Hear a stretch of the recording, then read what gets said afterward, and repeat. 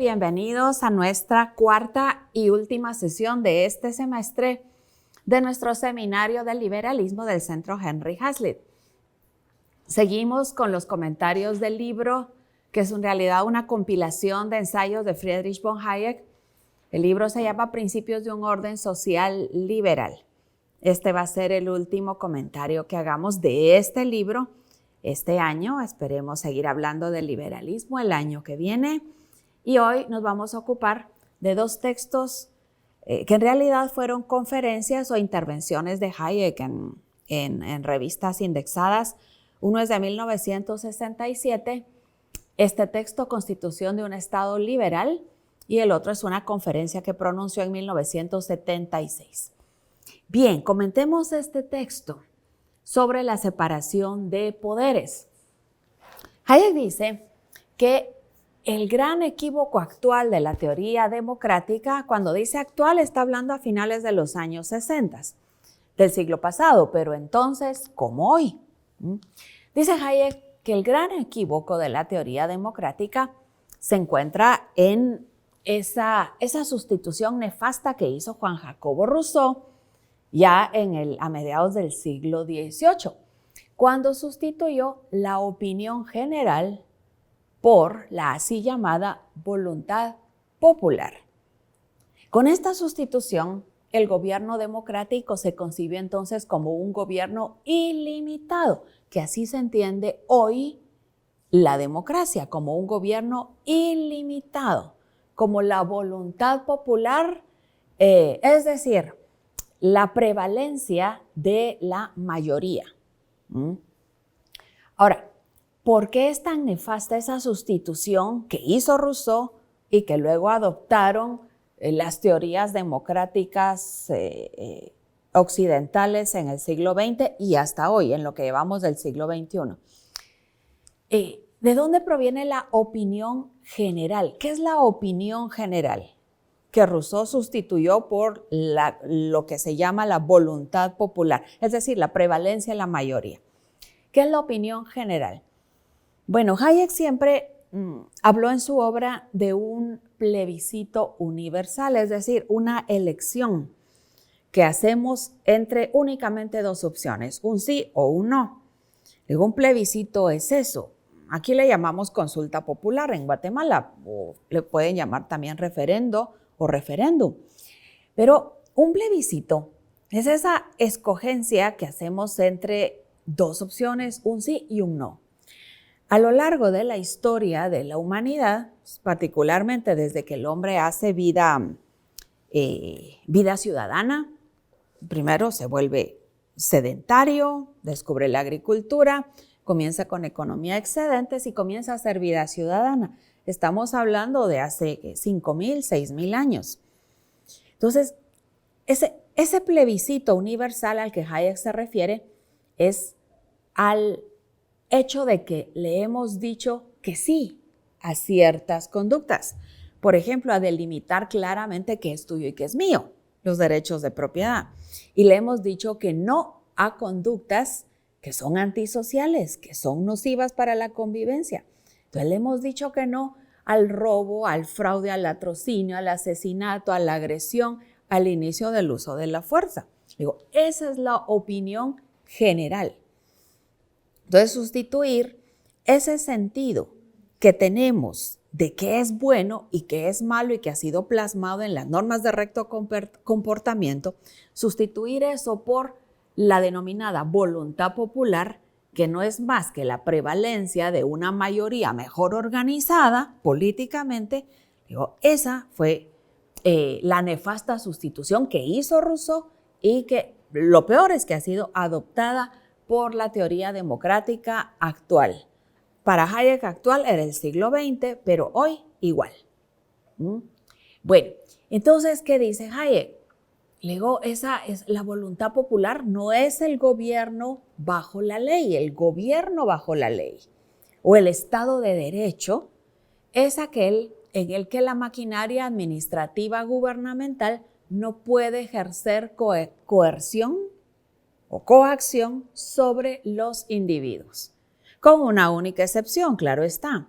Digo, el gobierno está para ejercer coacción, coerción sobre los individuos si estos transgreden las normas de recto comportamiento.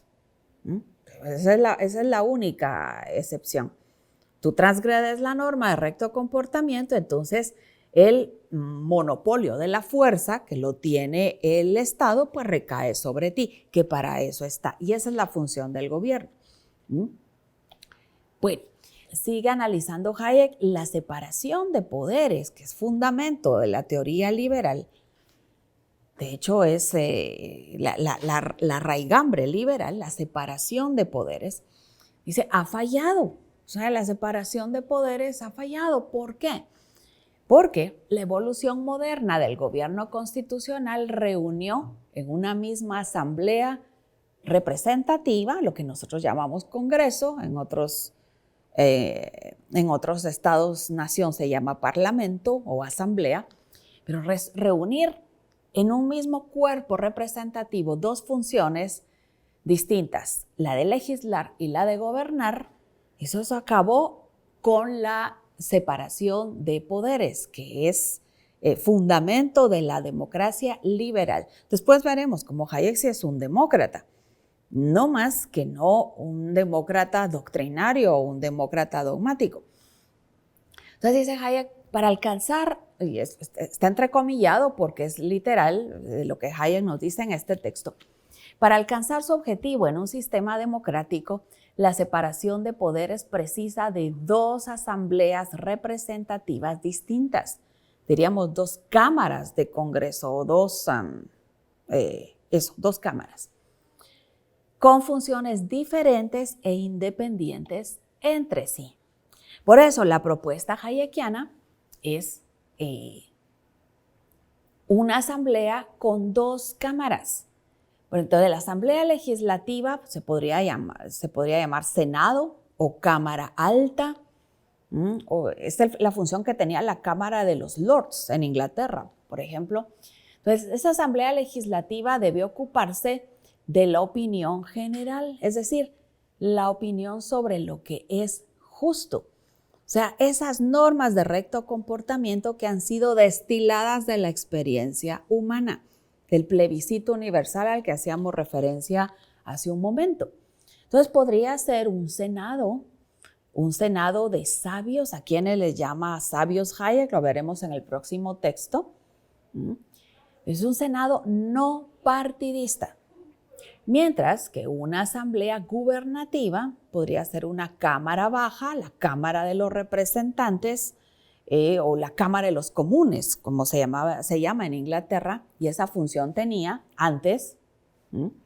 Una asamblea gubernativa pues se podría ocupar de la voluntad acerca de objetivos particulares del gobierno y por eso su organización sí podría ser partidista para hacer esa labor de log rolling, toma, daca, negociaciones entre mayorías, entre facciones, para conseguir determinados objetivos gubernamentales. Bueno, esta separación de poderes, estas dos cámaras conformarían la gran propuesta hayekiana, una demarquía. ¿Qué es una demarquía? Es un sistema de gobierno no según la voluntad arbitraria de quienes tengan el poder por un tiempo, sino según leyes permanentes, leyes generales, leyes nomotéticas, que tienen esa característica de ser generales, impersonales y abstractas, porque de antemano no benefician ni perjudican a nadie. Por eso Hayek acá en este texto nos hace una consideración, ¿verdad? Dice, ya habíamos logrado ponerle límites a las monarquías, volviendo las monarquías constitucionales. En 1688, ustedes recordarán, la Revolución Inglesa es lo que consigue, ponerle fin a las monarquías absolutistas y establecer monarquías constitucionales en las que el rey ya no gobierna, sino únicamente reina. Digo, no está de más recordar la diferencia entre reinar y gobernar. Reinar significa cohesionar a la nación y representar la unidad nacional. Luego, y cohesionar al pueblo por medio de una vida intachable, o sea, ejemplar. Luego eso, reinar. Gobernar, en cambio, significa ejercer el poder político con el potencial tan colosal que tiene el poder político. Entonces ya decía Hayek, a las monarquías se les había puesto coto. Ya se había logrado ponerles límites, quitándoles el rol de gobernar y volviendo las monarquías constitucionales. Sin embargo, al erosionarse ya en las repúblicas, pues en una república ya no hay una monarquía por definición, al erosionarse la teoría representativa en las repúblicas y volverlas democracias ilimitadas, democracias doctrinarias, democracias dogmáticas, en las que la opinión general sobre lo que es justo ha sido sustituida por la voluntad popular, luego siendo la voluntad popular realmente la preeminencia, la prevalencia de facciones que tengan el poder en ese momento. Entonces, dice Hayek, pues echamos por tierra los límites que ya habíamos logrado ponerles a las monarquías constitucionales. Este texto, bueno, en realidad es una conferencia que pronunció Hayek en 1976, que se titula, pues con esta pregunta, ¿a dónde va la democracia? Sigue con este razonamiento que estamos comentando. Entonces, Hayek es un demócrata. Sí, de hecho a él le preocupa mucho la deriva autoritaria, la deriva incluso totalitaria que ha tomado la democracia, porque Hayek es un demócrata. Sí se entiende democracia como una convención, como un consenso que permite a una mayoría librarse de una satrapía, de una dictadura, con la connotación que hoy se le da a dictadura. Digo, esa satrapía, ese gobierno ilimitado, ese gobierno que ejerce la coerción arbitraria para perpetuarse en el poder. Bueno, ahora bien, Hayek no es un demócrata si se entiende a la democracia como lamentablemente se la entiende hoy, como el poder ilimitado de la mayoría. Claro que no se dice poder ilimitado de la mayoría, sino que se usan eufemismos como la voluntad popular. Bueno, ese eufemismo que infortunadamente nos legó Rousseau y que hoy es hegemónico. Bueno, entonces, ¿cómo se degradó la democracia? Bueno, cuando juzgamos inútil todo control sobre los poderes del gobierno. Claro, siempre que se haya sido electo mayoritariamente, entonces no hay necesidad de que se le controle al gobierno, porque ya no gobiernan los reyes, a los reyes sí había que controlarlos, pero como ahora los gobiernos son electos mayoritariamente, pues no hay necesidad de controlarlos. Así, dice Hayek, se degradó la democracia y se volvió una democracia ilimitada. Y ese es el problema actual. No la democracia en sí, sino la democracia ilimitada, la democracia sátrapa, dogmática, doctrinaria. Entonces dice, hoy las cámaras legislativas, los cuerpos legislativos, llámese Congreso, Asamblea, no importa el nombre, se han vuelto asambleas representativas omnipotentes. Y son asambleas legislativas omnipotentes cuando le llaman leyes a cualquier cosa que decidan. Entonces, si ha sido decidido por mayoría, entonces los representantes de la mayoría hacen leyes, o sea, cualquier disposición que promulguen, pues llamémosle leyes. Y recordemos que hay mayorías y mayorías. Es que una decisión mayoritaria tiene más calidad si esa mayoría se acerca a la unanimidad. Claro, una decisión colectiva pues nunca es unánime, o sea, la unanimidad no es viable, pero una mayoría, por ejemplo, calificada, una mayoría de 7, 8 sobre 10, pues se va acercando a la unanimidad y claro, tiene más calidad esa decisión colectiva que la tomada por una mayoría simple. Por ejemplo, hay 10. 4 se decantan por la opción A, 3 se decantan por la opción B, 2 se decantan por la opción C y 1 se decanta por la opción D. ¿Cuál gana? El que se decanta, o sea, la mayoría que se decantó por la opción A, pero es 4 de 10. ¿Lo ven? Entonces, llamarle voluntad popular a 4 de 10, dice Hayek, pues esa decisión colectiva no tiene la calidad que tendría una decisión colectiva que se acerque a la unanimidad, por ejemplo, una mayoría calificada. El problema es que en las democracias doctrinarias, las democracias ilimitadas de hoy, en las asambleas representativas omnipotentes, como les llama Hayek, de hoy, las decisiones se toman por mayoría simple. O sea, por ese 4 de 10 al que hacíamos alusión hace un momento. Y por eso se establecen desde los congresos, desde las asambleas, desde los parlamentos, se establecen privilegios, vulgares privilegios y discriminaciones. Y lo peor es que a eso se le llama ley, a los privilegios y a las discriminaciones. Recordemos, privilegio es estar privilegio por encima de la ley, por fuera de la ley. A ti la ley no te toca, eres un intocable, aunque seas un delincuente. Eso es privilegio. ¿Y qué es discriminación? Cuando la ley no te protege, la ley no te trata por igual. La ley te trata peor que a otros. Eso es discriminación. Por eso es que Hayek distingue entre leyes, les llama legislación al cúmulo de leyes que salen de los congresos y que muchas veces son crasas injusticias o absurdos o incluso ridiculeces. Por eso distingue entre leyes, les dice legislación, y ley, ley con mayúscula. ¿Cuál es la ley con mayúscula? Bueno, es esa norma nomotética que proviene, que es destilada del plebiscito universal, de esa opinión general sobre lo que es justo.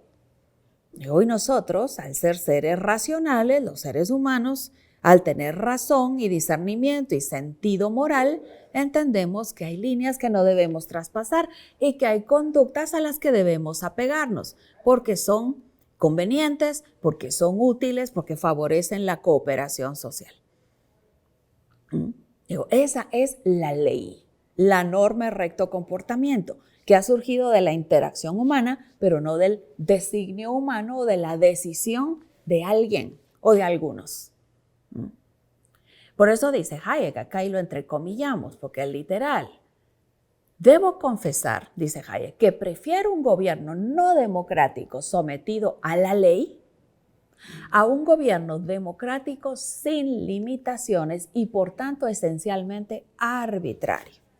Eso nos llega a decir Hayek acá, aunque siempre subrayando que entre un gobierno democrático y un gobierno no democrático, él prefiere un gobierno democrático, ¿sí? Pero entre un gobierno democrático sometido a la ley y un gobierno democrático no sometido a ley alguna, sino a la legislación, es decir, a la voluntad popular o a la prevalencia de mayorías organizadas, dice no, para eso prefiero un gobierno no democrático. O sea, ¿cuál es el criterio para Hayek? La ley, ¿sí? Y por eso asegura que la gran tragedia del desarrollo histórico en la modernidad contemporánea, en los últimos 250 años, es que dos poderes distintos se han puesto en manos de una misma asamblea, legislar y gobernar. Eso, dice Hayek, ha envilecido, ha barrido con la separación de poderes, ha envilecido el sentido del concepto de ley. Ya ven que le llamamos ley a cualquier cosa que salga de los congresos, aunque sean injusticias o absurdos, aunque sean privilegios, aunque sean discriminaciones, para los unos, para los otros. Dice, esto ha normalizado la nefasta sustitución que hizo Rousseau hace 250 años. Luego ha normalizado, o sea, que le llamemos voluntad popular a la imposición de una mayoría. Puede ser una mayoría simple, simplemente la mayoría mejor organizada.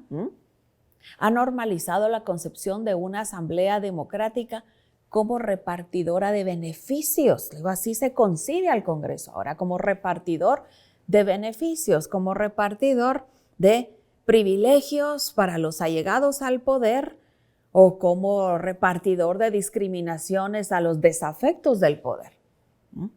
Y por eso ha normalizado también la política como un juego de chantaje y de corruptela. Te doy para que me des. Por eso Hayek siempre insiste en la necesidad de principios. Y acá pues no lo voy a parafrasear, sino que prefiero citarlo textualmente. Dice Hayek, cito, el secreto de un gobierno decente está precisamente en que el poder supremo debe ser un poder limitado, porque supremo no es ilimitado. Sigo citando. Un poder limitado que puede establecer normas que limitan a otro poder y que pueda, por tanto, poner límites, pero no dar órdenes al ciudadano privado. Cierro la cita. Otra cita sobre la insistencia de Hayek de los principios. Recuerden, principios son conductas a las que nos apegamos, conductas de recto comportamiento, esos son principios. Hayek no habla de valores, digo porque los valores son subjetivos y por lo tanto cambiantes de persona a persona. En cambio, los principios a hacer conductas son generales y a todos exigibles. Bueno, entonces, sobre la necesidad de principios, cito a Hayek, los antiguos fueron más sabios que el pensamiento constructivista moderno. ¿Y eso por qué? Recuerden que el rey juez, el rey filósofo de la antigüedad no era la fuente de la opinión difusa, de la opinión general. El rey juez no era la fuente de lo que la gente consideraba como bueno. No era el juez, el rey juez, el que le decía a la gente qué era bueno y qué era malo, qué debían juzgar correcto o qué debían juzgar incorrecto. No, el rey juez de la antigüedad era el intérprete de la opinión general. Es lo que debería ser hoy el legislador. Digo, el legislador debería únicamente interpretar. No interpretar, quiero decir descubrir. Hoy se usa la palabra descubrir. Digo, descubrir cuál es la norma de recto comportamiento y si es necesario explicitarla. Digo, pero no inventarla. Entonces, el consenso general de la antigüedad, la opinión general de la antigüedad, digo, era interpretada por el rey juez, el rey filósofo, contrario a lo que se piensa hoy. Hoy no se piensa en clave de la opinión general, sino en clave de la voluntad popular. ¿Y cuál es la voluntad popular? Digo, el dominio de una casta política que tiene el poder coyunturalmente. Por eso dice Hayek, los antiguos eran más sabios que nuestro pensamiento, que nosotros hoy, con ese pensamiento constructivista que tenemos hoy. ¿Cuál es la solución al problema? O sea, al problema de la democracia ilimitada. ¿Cuál es la solución? Bueno, separar, dice Hayek, las tareas legislativas de las tareas gubernativas y por eso él propone 2 cámaras representativas. Una cámara alta, que le podemos llamar Senado, vean que insiste Hayek en este punto. Esa cámara alta representa la opinión general y por eso la propuesta de Hayek acaba por lo siguiente.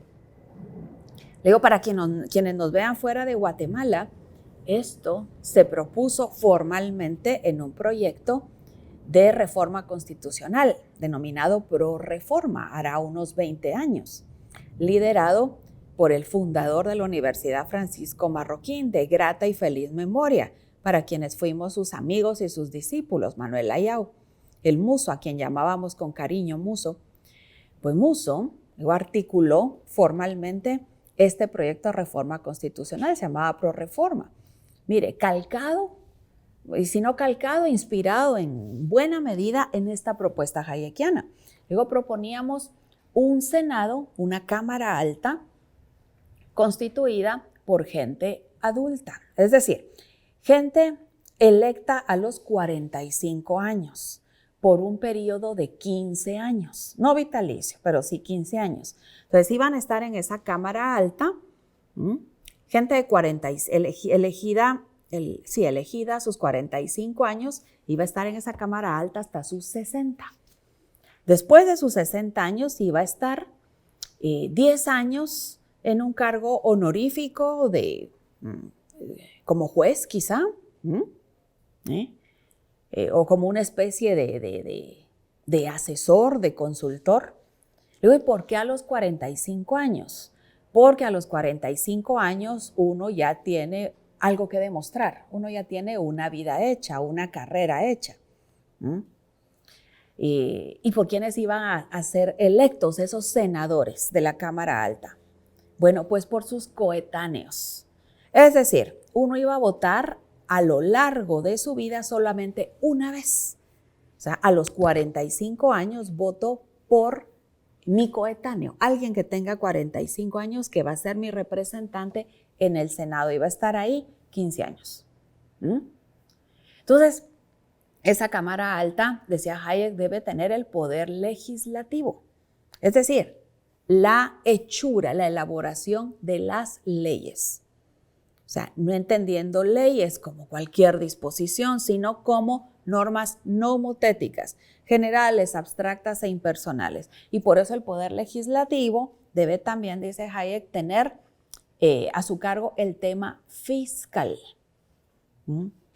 ¿Con cuánto va a contribuir el ciudadano al gasto común? Porque el gobierno no produce nada, lo sabemos, solamente gasta.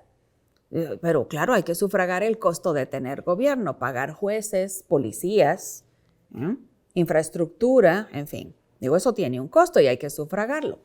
Entonces, el tema fiscal estaría a cargo, en la propuesta hayekiana, del poder legislativo. Bueno, luego habría otra cámara, una cámara baja, que esa sí sería electa por la ciudadanía, los mayores de edad, en plena posesión de sus facultades mentales, como se eligen a los diputados hoy. Luego, esa cámara baja, pues sí estaría organizada de manera partidista y se encargaría de demandas particulares, temas de coyuntura, modas temporales. Digamos, lo que hace el Congreso hoy. La cuestión es que, esos temas coyunturales de los que se ocupa el Congreso hoy, no es que esté mal, le corresponde, pero también el Congreso tiene la función legislativa. Y acuérdense que Hayek sostiene que mezclar estas dos funciones, la de legislar y la de gobernar, en una sola Cámara Legislativa, acaba con la separación de poderes. Y por eso tenemos hoy entonces una democracia ilimitada. Entonces, esa Cámara Baja podría llamarse Congreso, luego Senado y Cámara Baja, o Cámara Alta y Cámara de Representantes, le digo el nombre, no es acá lo más relevante. Luego la Cámara Baja tendría el poder gubernativo, incluyendo poder central, o sea, la forma de organizarse, quiero decir, ¿verdad? Poder central, lo que llamamos el Ejecutivo, poder regional, lo que llamamos gobernaciones. Aquí en Guatemala se llama gobernaciones, pero recuerden que los gobernadores no son electos acá, pero son nombrados por el poder central.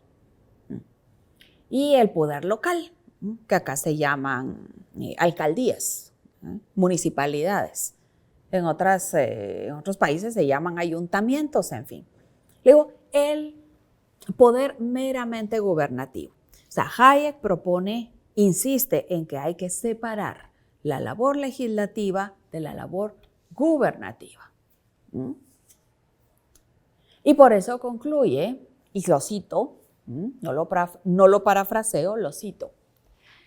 De este modo, Dice Hayek, podemos aún salvar la democracia y al mismo tiempo detener el impulso hacia su deformación, conocida como democracia totalitaria, que algunos consideran ya irresistible. Fíjense que esto lo dijo en el 76.